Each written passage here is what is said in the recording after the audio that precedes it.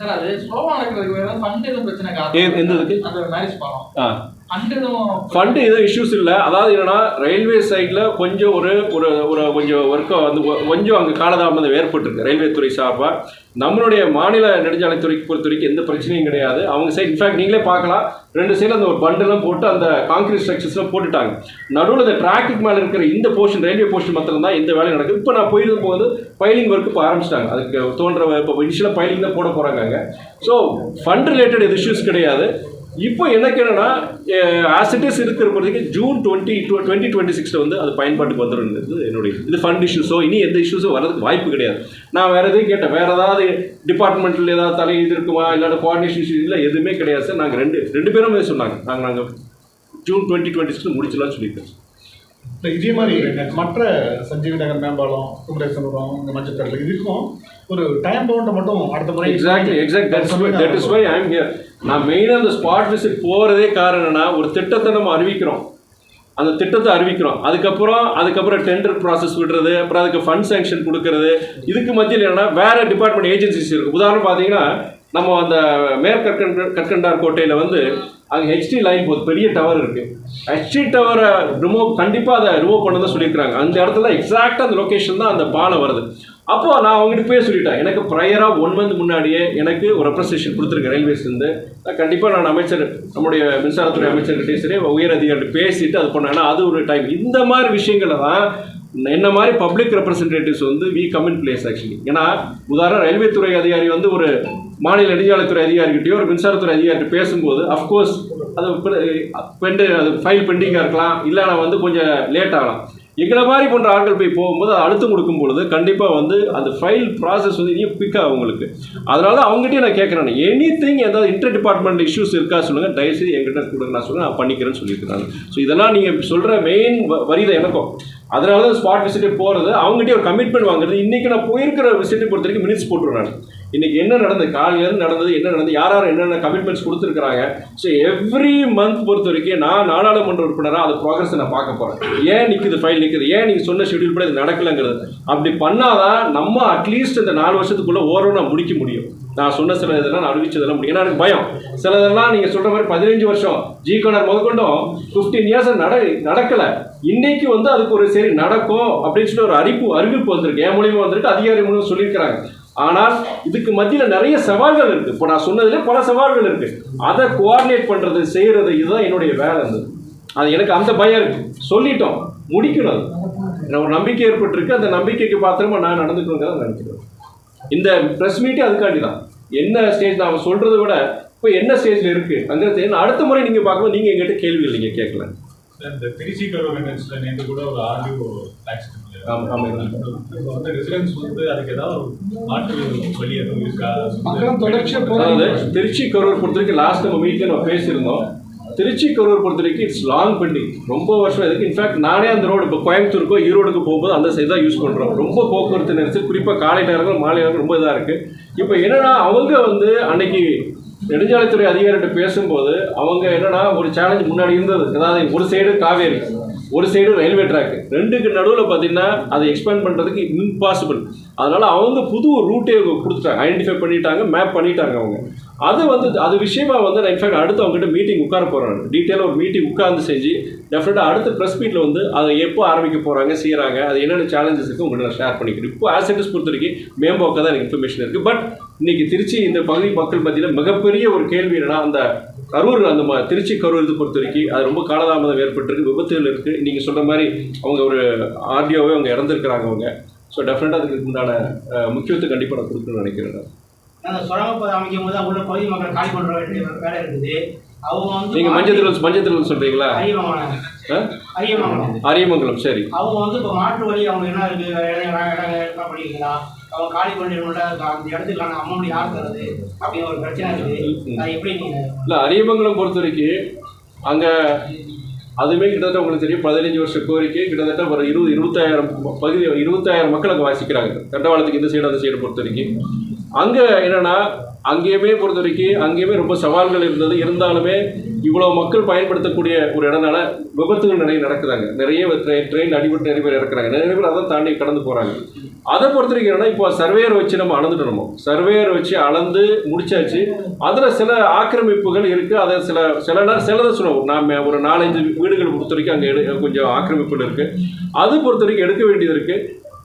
அது என்னென்னா, நம்ம ஏன் சார்பில் இருந்தேன்னா அங்கே பகுதி மக்கள், அங்கே ஜமாத்தில் இருக்கிற தலைவர்களாக இருக்கட்டும், இல்லை அங்கே பகுதி நம்மளுடைய கவுன்சிலர்களாக இருக்கட்டும், அவங்ககிட்ட ஃபஸ்ட்டு நம்ம ஏன் சைடில் வந்து பேச நினைக்கிறேன். ஏன்னா அங்கே வந்து கிட்டத்தட்ட நான் சொல்லுவேன் 20,000 பேர் மக்கள் பயன்படுத்தக்கூடிய இடம். அது நீண்ட கால கோரிக்கைகள்.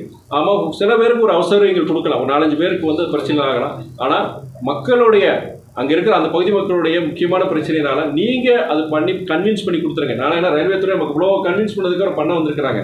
நாளைக்கு யாராவது எதிர்ப்பு தெரிவித்து செஞ்சு பண்ணீங்கன்னா அது கெட்டு போயின்னு சொல்லிட்டு இப்போ கூட நான் வாகனத்தில் வரும்போது நான் சொல்லிட்டு முதல்ல நீங்கள் பண்ணிட்டு நம்ம அமைச்சர் நம்ம அந்த பகுதியை சார்ந்த நம்ம சட்டமன்ற உறுப்பினர் மாண்பு அமைச்சர் சகோதரர் அன்பில் மகேஷ் பொய்யாமல்கிட்ட நானும் அது விஷயமா இது வரைக்கும் என்னென்ன பேசியிருக்கு, ரயில்வே துறை என்னென்ன சொல்லியிருக்கிறாங்க, என்னென்ன சவால்கள் இருக்குது, நம்ம அமைச்சருடைய உதவியை நான் அதை இது பண்ணிட்டு தான் நான் பண்ண போகிறேன். நீங்கள் சொல்கிற மாதிரி அந்த இப்போதைக்கு வந்து அந்த வேலை பண்ண போகிறாங்க இல்லையா, அப்போ வந்து ஒரு தற்காலிகமாக அவங்க என்ன பண்ணியிருக்கிறாங்கன்னா அந்த ட்ராக்கை தாண்டி போகிறதுக்கு ஒரு டெம்பரரியாக ஒரு இது மாதிரி ஒரு அதை ஏறி போகிற மாதிரி தான் போகணும். நம்ம டெம்பரரியாக அது வேலை முடியல, பெரிய கிரெயின் ஹெவி எக்யூப்மெண்ட்ஸ்லாம் கொண்டு வந்து அதை வேலையை பண்ணணும். அப்போ அதையும் அவங்க சொன்னாங்க, ரயில்வே துறைக்கு சொல்லியிருக்கிறாங்க. ஸோ அதெல்லாம் கேட்டுட்டு இது ஒரு இடைக்கால ஒரு கொஞ்சம் அசௌகரியங்கள் இருக்க தான் செய்யணும் வேலை முடிகிற வரைக்கும். அந்த சுரங்கப்பாதை வரது உறுதியாக இருக்கா?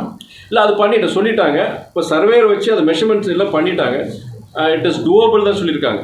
சில இடங்களில் பொறுத்தவரைக்கும் முடியாதுன்னு சொல்லிட்டாங்க. இப்போ நம்ம கடைசி எங்கே என்ன பண்ணணுமோ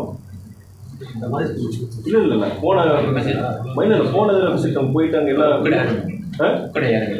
இல்லை, நீங்கள் அரியமங்கலம் கேட்டு லாஸ்ட் வீக் போன நடனமோ ஒரு 3 இடத்துல போய் அதை நம்ம சாத்தியக்கூறு இல்லைன்னு சொல்லிட்டு இருந்தாங்க. அது அரியமங்கலம் தானே? அது அரியமங்கலம். சாரி அரியமங்கலம் பொறுத்த வரைக்கும் நாங்கள் இன்ஃபேக்ட் போன விசிட் போயிருக்கும்போது அங்கே வந்து சாத்தியக்கூறு இல்லைன்னு தான் சொல்லியிருக்கிறாங்க. பட் நான் வந்து ப்ரெஸ் பண்ணியிருக்கிறேன். ஏன்னா வந்து முக்கியமான இன்னொரு இடத்துல கன்ஃபியூஸ் பண்ணிக்கிறேன். சாரி, அரியமங்கலம் பொறுத்த வரைக்கும் கிட்டத்தட்ட ஒரு மணி நேரம் நாங்கள் பார்த்தோம்.